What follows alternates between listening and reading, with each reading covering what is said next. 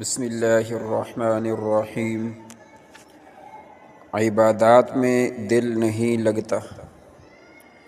دوست کا سوال ہے کہ عبادت میں دل نہیں لگتا، نماز، تلاوت، ذکر، دعا سب چل رہا ہے لیکن دل نہیں لگ رہا، ایسا کیا کریں کہ عبادت میں دل لگنا شروع ہو جائے؟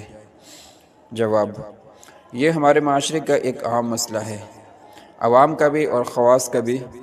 کسی کی توجہ نہیں لگ رہی تو کسی کا دل نہیں لگ رہا، اور عبادات جیسے بوجھ بن کر رہ گئی ہیں۔ عبادت میں توجہ اور رغبت پیدا کرنے کی کچھ تدابیر ہیں، انہیں اختیار کرنے سے فائدہ ہوگا انشاءاللہ۔ توجہ ذہن کی یکسوئی کا نام ہے، اور رغبت دل کی یکسوئی کو کہتے ہیں، یعنی عبادت میں ذہن اور قلب دونوں متوجہ ہوں۔ یہ ہمارا مسئلہ ہے۔ یہ اس لیے عرض کر دیا کہ بہت سے لوگ خشوع اور خضوع صرف ذہنی یکسوئی کو ہی سمجھتے ہیں کہ ذہن اللہ تعالیٰ کی طرف متوجہ رہے، حالانکہ ذہنی یکسوئی کے ساتھ دل میں عبادت کا ذوق اور شوق بھی اصلاً مطلوب اور مقصود ہے، کہ دل عبادت کے دوران اللہ کی طرف لپکتا رہے۔ ذہنی یکسوئی تصور اور خیال کی ہے، جبکہ قلبی یکسوئی خواہش اور طلب کی ہے۔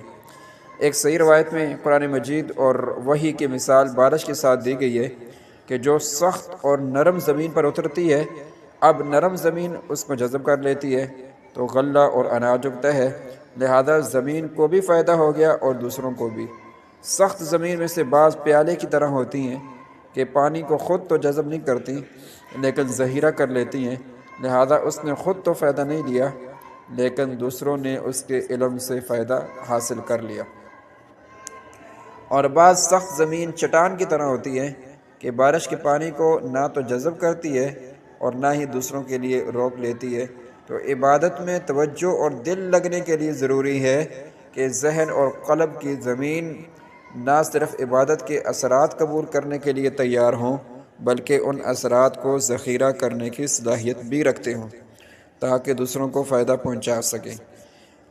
اب دل اور دماغ کو اس کے لیے تیار اور ہموار کیسے کیا جا سکتا ہے؟ تو اس کی کچھ تدابیر ہیں۔